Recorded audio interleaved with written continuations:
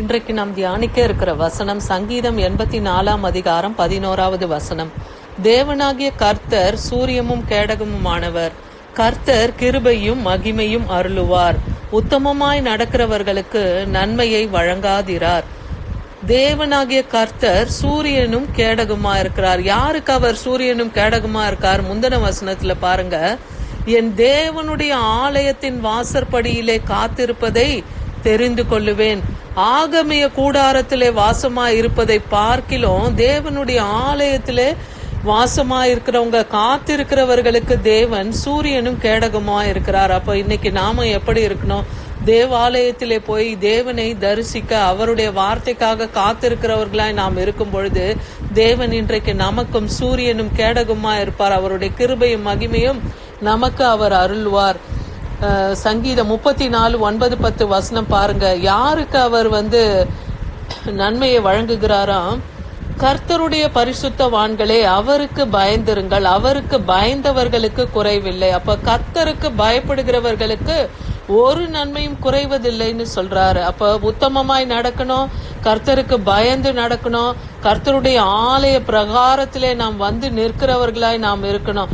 அப்படி நாம் இருக்கும் போது நமக்கு ஒரு குறைவும் இருக்காது. எல்லா நன்மையும் உத்தம மார்க்கத்தாருக்கு நான் வழங்குவேன்னு சொல்றாரு. சங்கீதம் 34:10 பாருங்க, சிங்கக்குட்டிகள் தாழ்ச்சி அடைந்து பட்டினியா இருக்கும், கர்த்தரை தேடுகிறவர்களுக்கோ ஒரு நன்மையும் குறைவுபடாது. அப்போ ஒவ்வொரு நாளும் தேவனை நோக்கி கூப்பிடுகிற நம் யாவருக்கும் தேவன் சமீபமா இருக்கிறார். நம்முடைய எல்லா விண்ணப்பங்களுக்கும் தேவன் பதில் தருகிறவரா இருக்கிறார். ஏன்னா சிங்கக்குட்டிகள் கூட தாழ்ச்சி அடைந்து போகின்றார், ஆனா கர்த்தரை தேடுகிறவர்களுக்கு ஒரு நன்மையும் குறைவுபடாதுன்னு சொல்றார். அடுத்து பாருங்க, யாருக்கு தேவன் நன்மையை தருகிறாராம்? உத்தமமாய் நடக்கிறவர்களுக்கு மெய் ஞானத்தை தருகிறேன்னு சொல்றாரு. நீதிமொழிகள் 2:7 பாருங்க, அவர் நீதிமான்களுக்கென்று மெய் ஞானத்தை வைத்திருக்கிறார். உத்தமமாய் நடக்கிறவர்களுக்கு அவர் கேடகமாய் இருக்கிறார். அப்ப நீதிமான்களுக்கு மெய் ஞானம். அப்ப ஞானம் என்பது எங்கிருந்து தான் வருது? நமக்கு பரத்திலிருந்து தான் வருது. தேவனிடத்திலிருந்து தான் அந்த ஞானம் நமக்கு உண்டாயிருக்குது இல்லையா? அந்த ஞானத்தை நீதிமான்களுக்கு தராராம். மெய் ஞானத்தை கண்டடைகிறவர்களை தேவன் அவருடைய ஞானத்தினாலே வழி நடத்துவார் இல்லையா? அவர் தான் மெய் ஞானம். அப்ப அவரை நாம் தேடும் போது அந்த மெய் ஞானத்தை நீதிமான்களுக்கு தருவேன்னு சொல்றாரு. உத்தமமாய் நடக்கிறவர்களுக்கு நானே கேடகமாய் இருக்கிறேன்னு சொல்றாரு. அப்ப நீங்க அந்த நன்மையை அடையணும்னா நீங்க என்ன செய்யணும்? மத்தேயு 6:33 சொல்லப்பட்டது போல, முதலாவது தேவனுடைய ராஜ்யத்தையும் அவருடைய நீதியும் தேடுங்கள், அப்பொழுது இவைகள் எல்லாம் உங்களுக்கு கூட கொடுக்கப்படும். அப்ப நாம என்ன செய்யணும்?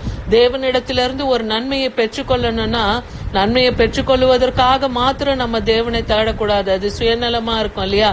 எப்பொழுதும் நம் தேவனுக்கு முதலிடத்தை கொடுத்து அவரை தேடுகிறவர்களாய், அவர் சந்நிதியில நிற்கிறவர்களாய் நாம் காணப்படணும். ஏன்னா தேவனுடைய ராஜ்யத்துக்குரிய காரியங்களை, அவருடைய நீதி என்னென்னலாம் வேதத்திலே சொல்லப்பட்டிருக்கிறதோ அதையெல்லாம் நாம தேடுகிறவர்களாய் நாம் இருக்கும் பொழுது தேவ ராஜ்யத்திலே அநேக ஆத்துமாக்களை நாம் கொண்டு சேர்க்கிறவர்களாகவும் இருக்கும் போதும் தேவனுடைய ராஜ்யம் என்ன? உன்னதத்திலே என்றென்றும் தேவனோடு கூட நாமும் நித்திய காலமாய் வாழ்ந்திருப்போம் இல்லையா?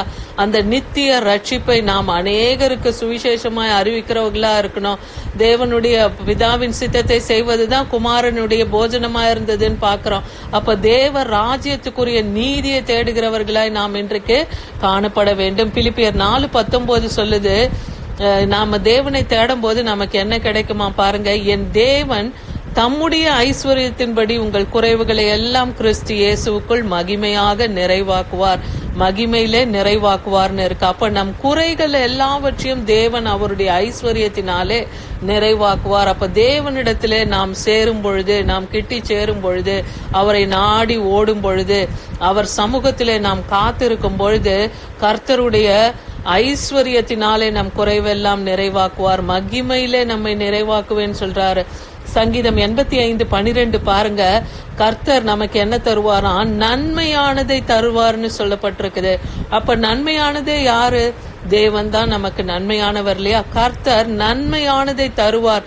நம்முடைய தேசமும் தன் பலனை கொடுக்கும். கர்த்தர் நமக்கு நன்மையை செய்யும் போது நம் தேசமும் சுபிட்சமா இருக்கும்னு சொல்றாரு. யோவான் 8:12 பாருங்க, இயேசு ஜனங்களை நோக்கி, நான் உலகத்திற்கு ஒளியாயிருக்கிறேன், என்னை பின்பற்றுகிறவன் இருளில் நடவாமல் ஜீவ ஒளியை அடைந்திருப்பான்னு சொல்றாரு. இன்னைக்கு இருளிலே இருக்கிறோம். இந்த உலக பிரகாரமான காரியங்கள், இந்த உலகம் எதுக்குள்ள விழுந்து கிடக்குது? பொல்லாங்கனுக்குள்ள விழுந்து கிடக்குது, இருளிலே விழுந்து கிடக்குது இல்லையா, பாவத்திலே விழுந்து கிடக்குது. அப்படிப்பட்ட இந்த உலகத்துக்கு தேவன் நமக்கு இயேசு கிறிஸ்து எப்படி இருக்கிறாரு? ஒளியா இருக்கிறார். அவரை பின்பற்றுகிறவர்கள் இருளிலே நடவாமல் ஜீவ ஒளியில் நடப்பார்கள். அப்படிப்பட்டவர்களுக்கு தேவன் இன்றைக்கு நன்மை செய்கிறவரா இருக்கிறார். அவர் சூரியனும் கேடகமா இருக்கிறார்னு சொல்லப்படுது.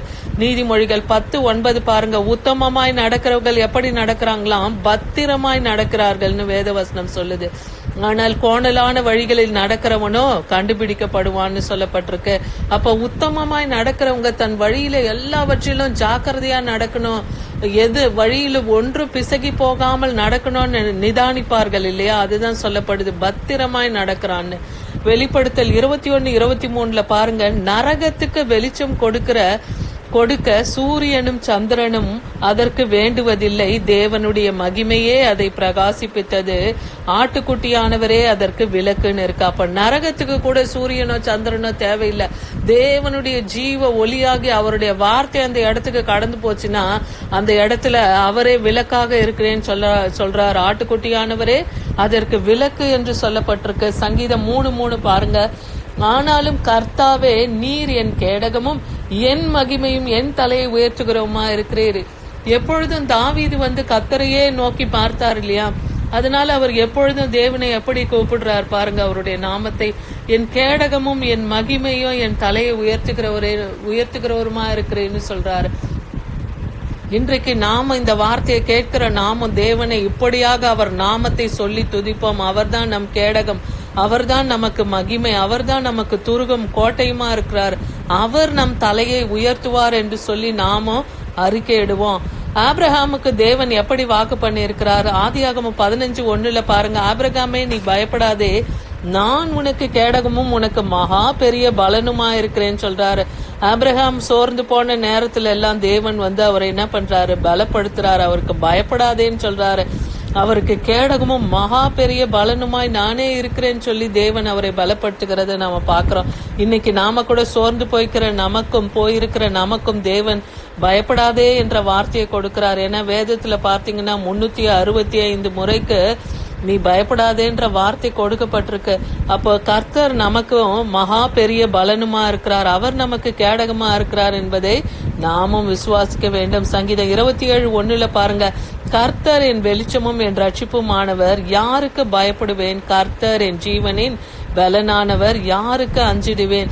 அப்ப அவர்தான் நமக்கு வெளிச்சம், அவர்தான் நம்முடைய ரட்சிப்பா இருக்கும்போது நாம எதை கொண்டும் யாரை கண்டும் நாம பயம் கொள்ளக்கூடாது.